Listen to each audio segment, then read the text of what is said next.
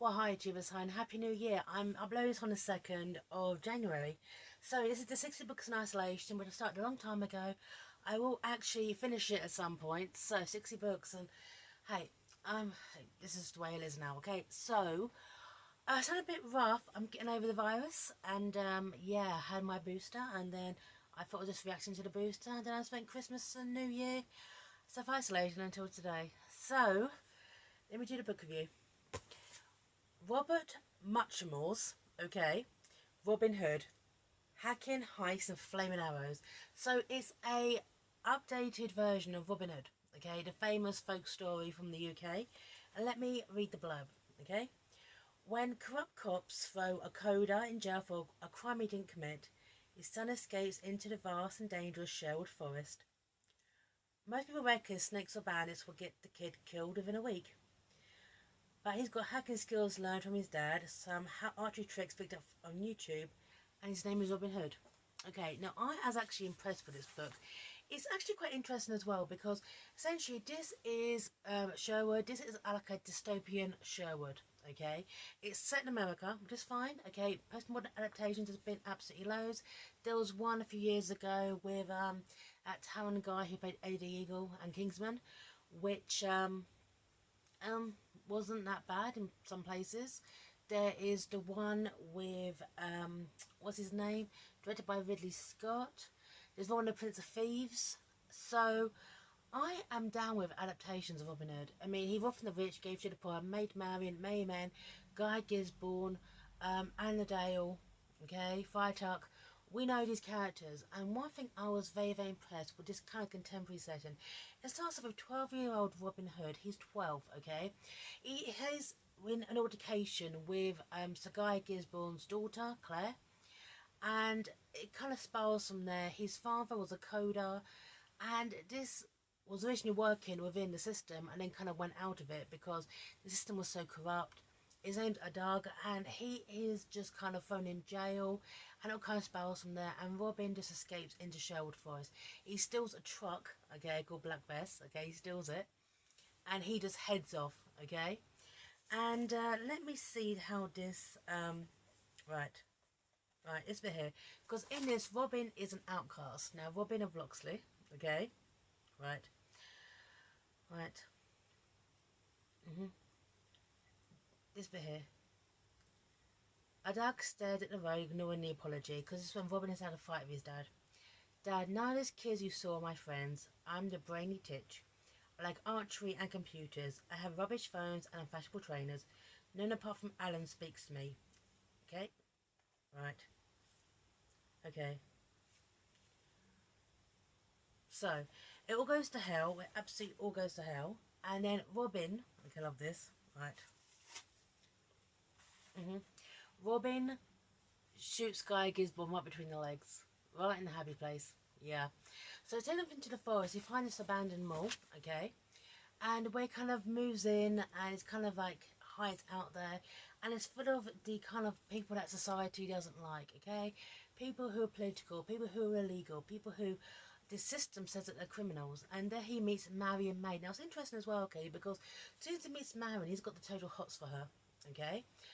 However, he is 12, Marion's a few years older, so no indicates that they're thinking, Marion doesn't really need this kid around, okay? It is quite funny how people start listening to Robin because of people who he knows, okay? People that he's got the smarts for, okay? And he's got the hots for Marion. But she doesn't need him. She's doing absolutely fine by herself. She is doing brilliantly by herself. And it's kind of interesting, okay, this dynamic, okay, where Marion is older than Robin, okay? Smarter, more capable. So there's that kind of power dynamic going on as well, okay? Right. And this bit here, okay, right. This bit here with John. John is actually Robin's brother in this adaptation. Okay, right. This bit here. Right. This is kind of shows the dystopic world. Okay, these characters are living. Never fueling stop for 104 kilometers. Danger of flash floods. Danger of wild animals. Danger of bandits. Have a nice day. Welcome to Sherwood Forest, part of the Loxley Special Enterprise Zone. Okay, right. So this bit here as well is the fact that there's also a dynamic going on with John, okay, little John, who is Robin's brother in this, and Sheriff Marjorie. Now in this, the Sheriff for Nottingham is a woman called Sheriff Marjorie. And it's interesting as well, okay, this dynamic of, well, the fact is that John and Robin are half brothers, and this bit here, right. Hunt Saboteur's man explained that Sheriff Marjorie has stuffed the forest around Sherwood Castle with exotic animals, and rich people pay a fortune to shoot them for their supposed sport. Hunt Saboteurs do everything possible to disrupt hunting parties, drums and sirens to scare the animals off. They release animals bred for hunting from cages, drop paint bombs onto hunters, and chop down trees to block the paths. Do you do that stuff? Robin asked. Man did a yes-no gesture. I was born in the forest. I'd obviously like to stop hunting, but Sherwood's my home. I care about a lot of other stuff too. People are in the forest for many different reasons. Right. So you can imagine this kind of dystopic kind of city, if you will, where everyone kind of hides out in Sherwood Forest in this abandoned mall, this strip mine, and yet the world around them, okay, is like the forest itself. And I like the visuals of this. It's abandoned mall or shopping centre. I'm British. Just kind of taken over and kind of turning into something a bit more extreme, okay, but these people who are against the system. And Robin just fits right in because obviously, okay, he's a part of it. He's an absolute part of it. And interesting as well is this. Now, I know my Robin Hood. One of my favourite films is Robin Hood, Prince of Thieves. And this bit here. Now, this, I don't know how they got away with this, okay, right, is a character called Azim, okay, Azim, yep, right. This was this bit here. How was the raid? Marion asked. Anyone hurt? Did the job, but it got rough, Azim said, shaking her head. You can't run fast with 30 kilos of silver cutlery wrapped around in your pack and cast cigars on your tail shooting up the trees. Okay, so basically Azim in this, who is a female, goes on raids. Now 30 pieces of silver, for those who know Robin and Prince of Thieves, at the end Friar Tuck, okay, says to the priest, you sold to Satan, your grace. A bit more. It's 30 pieces of silver to pay the devil on your way to hell. Okay? And then prison for the window. Now in this, Azim, okay, Azim is not a character created for the Robin Hood mythos. Azim is a character who's created for the actual film, Robin Hood, Prince of Thieves. Now I'm going to go back to this. Sorry, I've got IMDb right here. Let me read this. Okay? A South Somalia man was introduced into the Robin Hood legend and let loose in Sherwood Forest. The makers of this movie, for the Prince of Thieves, originally called Morgan Freeman's character Nazir, thinking that the character played by Mark Ryan in the British television series was a traditional one drawn from the old legend. Right. And, Azim is not a character in the traditional mythos. It was originally Nazir in the TV show. It created Azim for the film, so no one gets sued. Yet in this version, is Azim. So maybe the Robert Muchamore knew this, or maybe he didn't, or he didn't care, or maybe that the fact is that since then, since the TV show, there is often a black character in Robin Hood, Prince of Thieves. So in the TV show, it was there was Jacques, okay, who I cannot remember her character's name, but she's using her brother's name, and also Friar Tuck. Friar Tuck was played by a black guy. So that was in the TV show from I think 2006 with Armstrong. Right. So I just want to throw that in there. Okay. The fact is that Robert's taken different aspects of the Robin Hood mythos and kind of collected them together. But could he get away with Azim since Azim isn't from the original mythos? It was created for the film. Okay. Right. This bit here. Right. This bit here, it's just well, okay, because in this Robin gets kind of knocked out quite a bit. Okay, this bit here. Paying away made it hard to gauge his appetite, but Robin hadn't eaten since breakfast the previous morning. Figured he ought to try.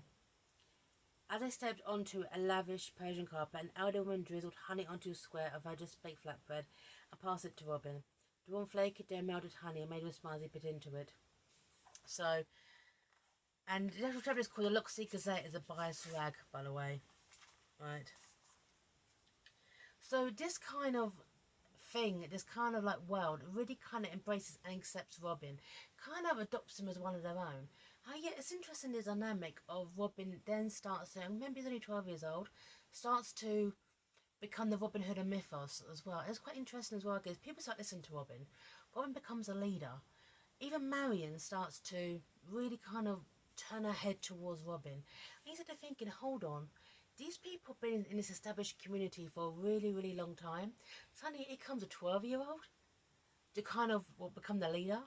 And once again, reminds me of the film. Want us to join us, matey? No, to lead you. One of Prince of Thieves. I can quote that film. Okay. Right.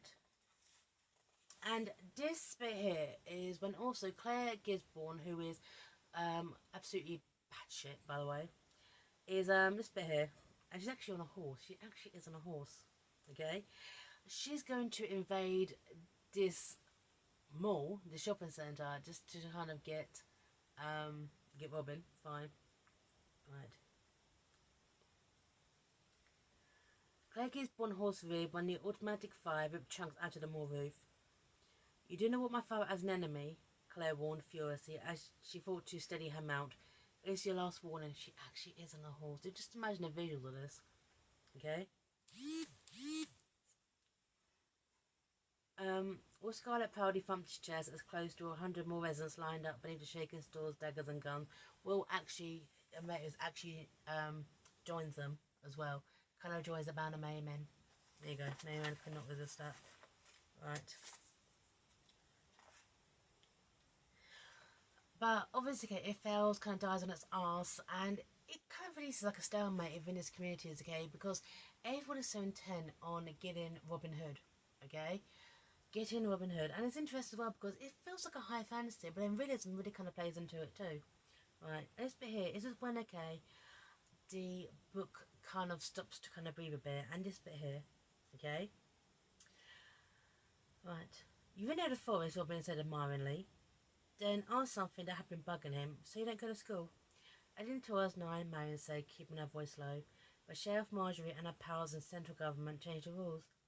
Last time she ran for re-election, she got a heap of votes by saying Sherwood, full of immigrants, was taking everyone's jobs, filled up for the school and never pay taxes. They can only attend school if you have a proper address and a parent who pays tax. Right. This bit here, okay? Forest people can't apply for driving licenses or register to vote, Marion added. We can't legally get married, open a bank account, even go to hospital. Unless you're literally about to drop dead. Will wants to set up a school inside designer outlets, but everything costs, and the guy's already killing himself running the cleaning and security and looking after the basic stuff like water and electricity. Yeah, this guy's kind of cool. Okay? And it's interesting as well, okay, because I know between John and Robbie as well, because little John is Robbie's brother in it. It turns out to be Sheriff Marjorie's son as well. So essentially, Sheriff Marjorie is kind of tempting little John to come back into the fold. Your father's in prison, your brother's missing. Come back to me, my son. Come back to me. And so these kids have grown up with absolutely nothing. Okay, so she is the seductress. She is gaslighting him. She's like, "Be my son. I can take care of you now, and you have all this lovely stuff." And he's tempted. He's absolutely tempted. Right. John had gone from Loxley's most wanted to armour plated. He was wearing a tracksuit probably cost more than every other item he owned put together. And while his dad wouldn't approve, John saw himself living the fantasy would go to a mall with a brick of £100 notes and buy everything you want. Sweet clothes, fancy holidays, the best phones, a gaming laptop, BMW convertible after his driving test, pretty girl smiling as he parked outside Loxley High, and basically getting to be king of the whole damn school. And it's interesting as well, okay, because this is American. It uses a lot of American slang, okay? We don't say mall, we use shopping centre, okay, for example. Yeah, this bit here, brick of £100 notes. So it's a bit kind of economy, okay, between British and American, kind of go through, which kind of sets this apart. It's actually what I liked about it. You're kind of unsettled with this. Now, one thing I absolutely did like, okay,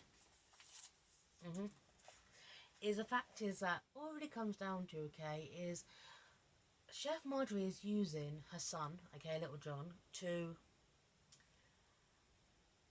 basically get Robin to come out of Sherwood, basically using him as kind of bait, but John doesn't realise that, right?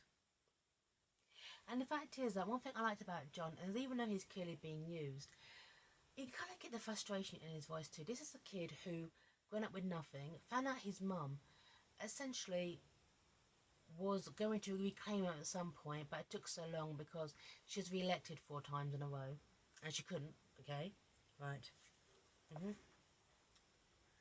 Right.